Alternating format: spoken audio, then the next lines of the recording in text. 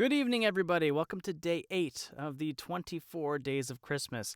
This is me live streaming audiobook recording or audiobook narration, really, a Christmas story every night. I started back on December 1st, and I am going until the 24th of December. We're starting with A Christmas Carol, which is a holiday classic from Charles Dickens. I do have The Gift of the Magi. I have a book that a friend of mine recommended that is supposedly a a public domain book that I'm going to get into after those two. And then the night before Christmas, I'm going to be reading The Night Before Christmas. So hopefully we will have enough content to fill all 24 days. I do have something that I'm going to be giving a shot in a couple of days, probably once we finish with the initial read of A Christmas Carol, and we'll see how that goes. But we'll see how it goes. In any case, hopefully you guys are enjoying. If you missed any of the previous episodes, you can always scan this QR code or look in the comments down below or the description of the video if you're on a different platform and find a link to a playlist on YouTube. I feel YouTube has the best audio quality, the best video quality, and so that's kind of my, source of truth, if you will, for these live streams. Plus the playlist organization is just better there. You can go and watch any of the previous versions of this and get a good Christmas story. Every so often, as I'm reading, you may see a couple of QR codes pop up like this. These are basically just, if you want to buy me a coffee. One goes directly to my Venmo, which comes directly to me. The other one goes to a website called Ko-fi, Ko-fi, and it's pretty much the same thing. Most people probably already have a Venmo, but if you prefer to do it a different way, that's totally up to you.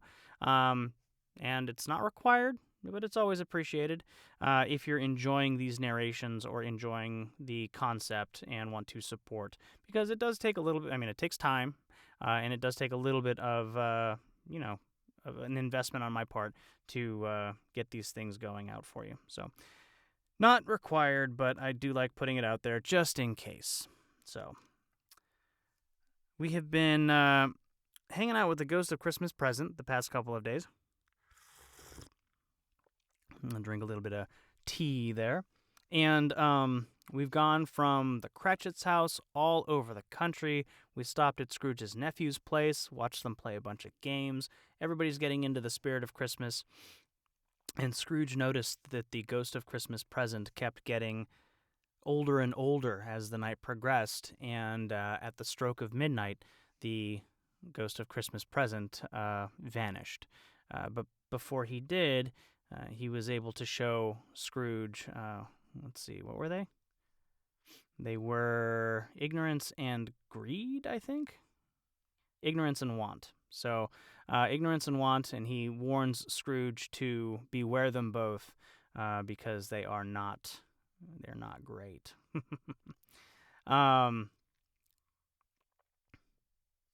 As always, we're going to get started with the narration here in just a second.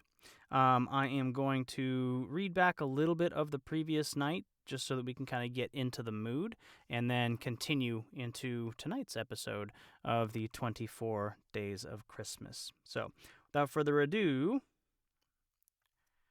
let us get started.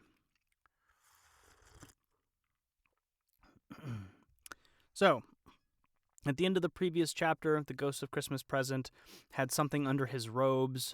Scrooge saw a hand or a claw or a foot, and he asks the ghosts, are those yours? And the ghost draws back his robe to reveal the two children, Want and Ignorance. And we'll get started with that. Scrooge started back, appalled. Having them shown to him in this way, he tried to say they were fine children, but the words choked themselves rather than be parties to a lie of such enormous magnitude. "Spirit, are they yours?" Scrooge could say no more. "They are man's," said the spirit, looking down upon them, "and they cling to me, appealing from their fathers. This boy is ignorance, this girl is want. Beware them both, and all of their degree, but most of all beware this boy. For on his brow I see that written which is doom, unless the writing be erased. Deny it, cried the spirit, stretching out its hand toward the city. Slander those who tell it ye, and admit it for your facetious purposes. Admit it for your factious purpose, and make it worse, and bide the end. Have they no refuge or resource? Cried Scrooge. Are there no prisons? Said the spirit, turning on him for the last time with his own words. Are there no workhouses? The bell struck 12. Scrooge looked about him for the ghost, and saw it not. As the last stroke ceased to vibrate, he remembered the prediction of old Jacob Marley, and lifting up his eyes, beheld a solemn phantom, draped and hooded, coming, like a mist along the ground, towards him. Stave 4. The Last of the Spirits. The phantom slowly, gravely, silently approached. When it came near him, Scrooge bent down upon his knee, for in the very air through which this spirit moved, it seemed to scatter gloom and mystery. It was shrouded in a deep black garment, which concealed its head, its face, its form, and left nothing of it visible save one outstretched hand. But for this, it would have been difficult to detach its figure from the night and separate it from the darkness by which it was surrounded. He felt that it was tall and stately when it came beside him, and that its mysterious presence filled him with a solemn dread. He knew no more, for the spirit neither spoke nor moved.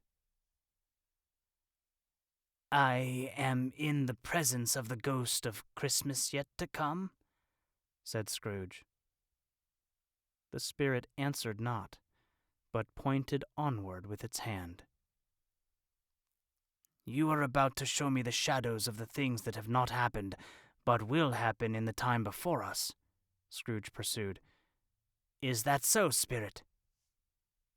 The upper portion of the garment was contracted for an instant in its folds, as if the spirit had inclined its head. That was the only answer he received. Although well used to ghostly company by this time, Scrooge feared the silent shape so much that his legs trembled beneath him, and he found that he could hardly stand when he prepared to follow it. The spirit paused a moment, as observing his condition and giving him time to recover.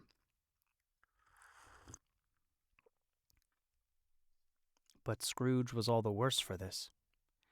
It thrilled him with a vague, uncertain horror to know that behind the dusky shroud there were ghostly eyes intently fixed upon him, while he, though he stretched his own to the utmost, could see nothing but a spectral hand and one great heap of black.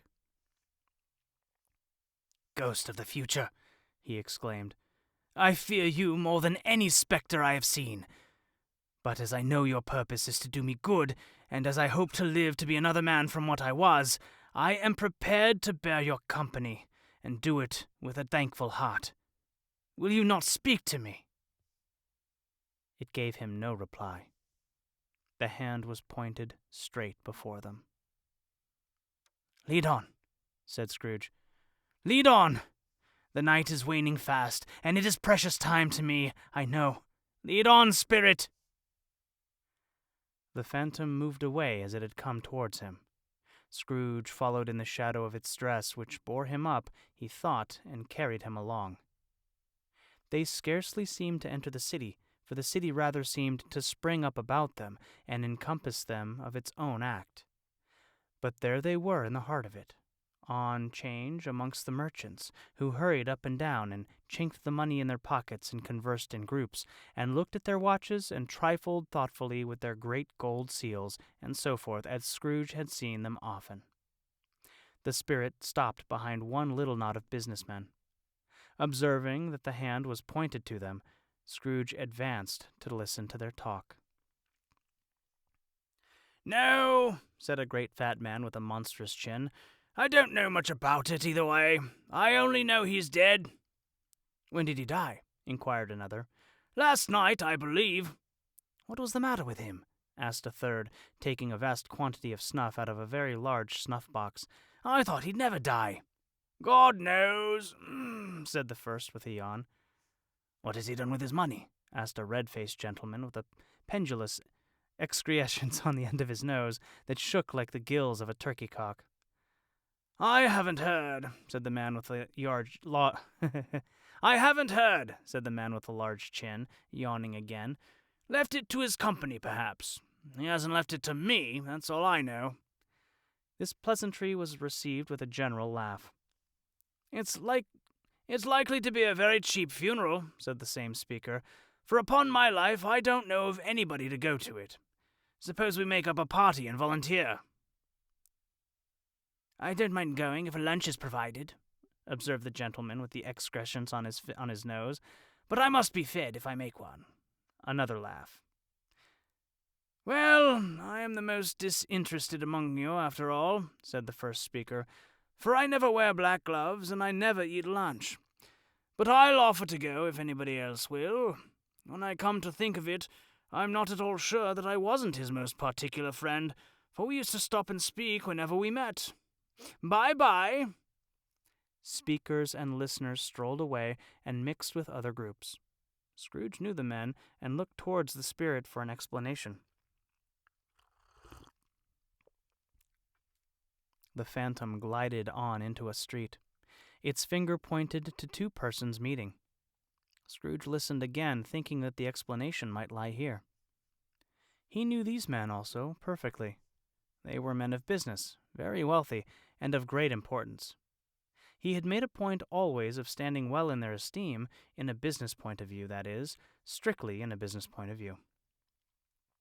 "How are you?" said one. "How are you?" returned the other. "Well," said the first, "Old Scratch has got his own at last, hey?" "So I'm told," returned the second. "Cold, isn't it?" "Seasonable for Christmas time. You're not a skater, I suppose?" No. Something else to think of. Good morning." Not another word.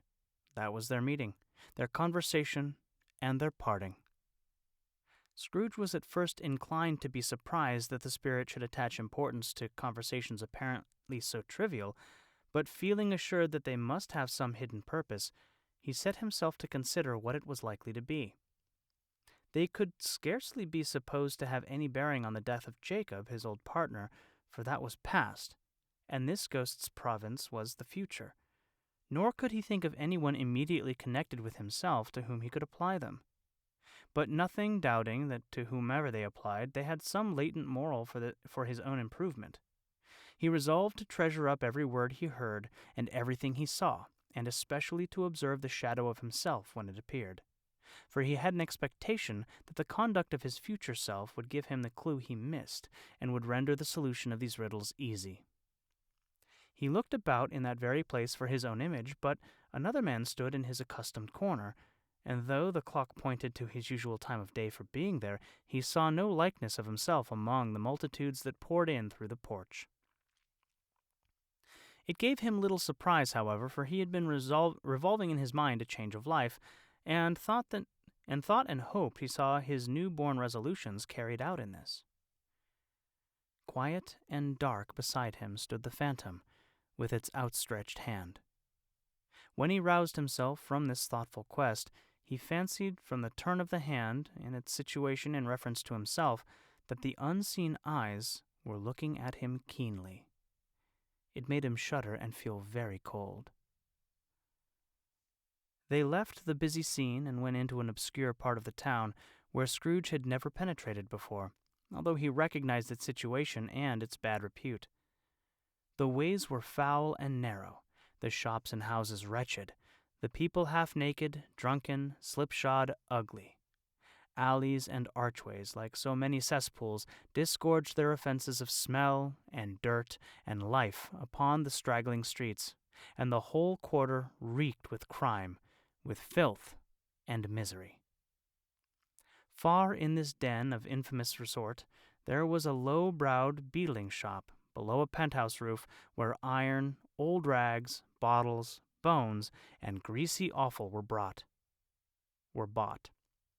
Upon the floor within were piled up heaps of rusty keys, nails, chains, hinges, files, scales, weights, and refuse iron of all kinds. Secrets that few would like to scrutinize were bred and hidden in mountains of unseemly rags, masses of corrupted fat, and sepulchres of bone. Sitting in among the wares he dealt in, by a charcoal stove made of old bricks, was a gray-haired rascal, nearly 70 years of age, who had screened himself from the cold air without by a frowsy curtaining of miscellaneous tatters, hung upon a line, and smoked his pipe in all the luxury of calm retirement. Scrooge and the Phantom came into the presence of this man, just as a woman with a heavy bundle slunk into the shop. But she had scarcely entered when another woman, similarly laden, came in too, and she was closely followed by a man in faded black who was no less startled by the sight of them than they had been upon the recognition of each other. After a short period of blank astonishment, in which the old man with the pipe had joined them, they all three burst into a laugh. "Let the charwoman alone to be the first," cried she who had entered first. "Let the laundress alone to be the second, and let the undertaker's man alone to be the third. Look here, old Joe, here's a chance. If we haven't all three met here without meaning it—" "You couldn't have met in a better place," said old Joe, removing his pipe from his mouth. "Come into the parlor. You were made free of it long ago, you know, and the other two aren't strangers. Stop till I shut the door of the shop. Ah, how it squeaks. There ain't such a rusty bit of metal in the place as its own hinges, I believe, and I'm sure there's no such old bones here as mine. Ha ha ha! We are all suitable to our calling. We're well matched. Come into the parlor. Come into the parlor." The parlor was the space behind the screen of rags. The old man raked the fire together with an old stair-rod, and having trimmed his smoky lamp, for it was night, with the stem of his pipe, put it in his mouth again. While he did this, the woman who had already spoken threw her bundle on the floor and sat down in a flaunting manner on a stool, crossing her elbows on her knees and looking with a bold defiance at the other two. "What odds, then? What odds, Miss Dilber?" said the woman. "Every person has a right to take care of themselves. He always did." "That's true indeed," said the laundress. No man more so." Why then, don't stand staring as if you wasn't afraid, woman. Who's the wiser? We're not going to pick holes in each other's coats, I suppose." "No, indeed," said Miss Dilber and the man together. "We should hope not." "Very well, then," cried the woman. "That's enough. Who's the worse for the loss of a few things like these? Not a dead man, I suppose." "No, indeed," said Mrs. Dilber, laughing.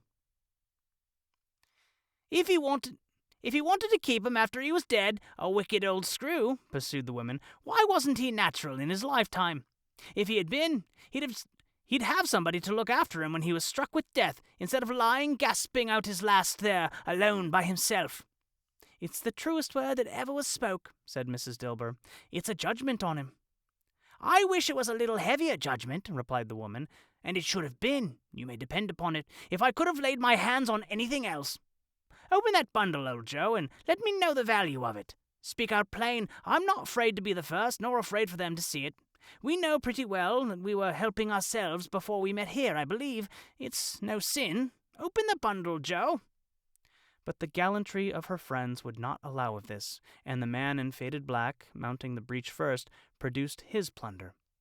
It was not extensive, a seal or two, a pencil case, a pair of sleeve buttons, and a brooch of no great value were all. They were severally examined and appraised by old Joe, who chalked the sums he was disposed to give for each upon the wall, and added them up into a total when he found there was nothing more to come. "That's your account," said Joe. "I wouldn't give another sixpence if I was to be boiled for not doing it. Who's next?" Mrs. Dilber was next. Sheets and towels, a little wearing apparel, 2 old-fashioned silver teaspoons, a pair of sugar tongs, and a few boots. Her account was stated on the wall in the same manner. "I always give too much to the ladies. It's a weakness of mine, and that's the way I ruin myself. said old Joe. "That's your account. If you asked me for another penny and made it an open question, I'd repent of being so liberal and knock off half a crown." "And now undo my bundle, Joe," said the first woman. Joe went down on his knees for the greater convenience of opening it, and having unfastened a great many knots, dragged out a large and heavy roll of some dark stuff. "What do you call this?" said Joe. "Bed curtains?" "Ah," returned the woman, laughing and leaning forward on her crossed arms. "Bed curtains." "You don't mean to say you took 'em down, rings and all, with him lying there?" said Joe. "Yes, I do," replied the woman. "Why not?" "You were born to make your fortune," said Joe, "and you'll certainly do it." "I certainly shan't hold my hand when I can get anything in it by reaching it out, for the sake of such a man as he was, I promise you, Joe," returned the woman coolly. "Don't drop that oil upon the blankets now." "His blankets?" asked Joe. "Whose else do you think?" replied the woman. "He isn't likely to take cold without 'em, I dare say." "I hope he didn't die of anything catching, eh?" said old Joe, stopping in his work and looking up. "Don't you be afraid of that," returned the woman. "I ain't so fond of his company that I'd loiter about him for such things if he did. Ah, you may look through that shirt till your eyes ache, but you won't find a hole in it nor a threadbare place. It's the best he had, and a fine one, too. They'd have wasted it if it hadn't been for me." "What do you call wasting of it?" asked old Joe. "Putting it on him to be buried in, to be sure," replied the woman with a laugh. "Somebody was fool enough to do it, but I took it off again. If calico ain't good enough for such a purpose, it isn't good enough for anything. It's quite as becoming to the body. He can't look uglier than he did in that one." Scrooge listened to this dialogue in horror. As they sat grouped about their spoil in the scanty light afforded by the old man's lamp, he viewed them with a detestation and disgust which could hardly have been greater, though they had been obscene demons marketing the corpse itself. "Ha, ha, ha!" laughed the same woman when old Joe, producing a flannel bag with money in it, told out their several gains upon the ground. "This is the end of it, you see. He frightened everyone away from him when he was alive to profit us when he was dead. Ha, ha, ha, ha, ha!" "Spirit!" said Scrooge, shuddering from head to foot. I see! The case of this unhappy man might be my own. My life tends that way now. Merciful heaven, what is this?" He recoiled in terror, for the scene had changed, and now he almost touched a bed, a bare, uncurtained bed, on which, beneath a ragged sheet, there lay a something covered up, which, though it was dumb, announced itself in awful language.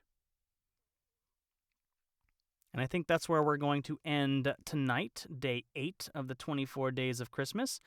We've got Ebenezer Scrooge getting taken by the ghost of Christmas yet to come, to see basically the world after he has passed on, and how nobody respected him or cared, and the only thing that anybody actually cares about is how much they can take from him now that he's gone. And it's quite telling that the one lady took the clothes off of his body to sell them, which is kind of gross, but you know, when you're not liked that much, I guess that can happen. Hopefully you're enjoying the 24 days of Christmas. If so, leave me a comment. Let me know what you like about it. Let me know how you think I might be able to improve this in the future. I kind of think it's fun, just a 20 to 30 minute short story every night, a little bit of a story every night leading up to Christmas. Again, I've got the QR code over here on the screen. If you want to go and look at any of the previous episodes, we're on day 8 now, so you have 7 other ones to catch up on if you want. This will take you to a YouTube playlist, and you can just take a look at what episodes you might want to jump into and listen to or participate in. And I'll be back tomorrow night with day 9 or night 9 of the 24 days of Christmas. Hopefully your holidays are going well. Everything is leading into a wonderful end of the year. And we will see you tomorrow night for day 9 of the 24 days of Christmas. Good night, everybody.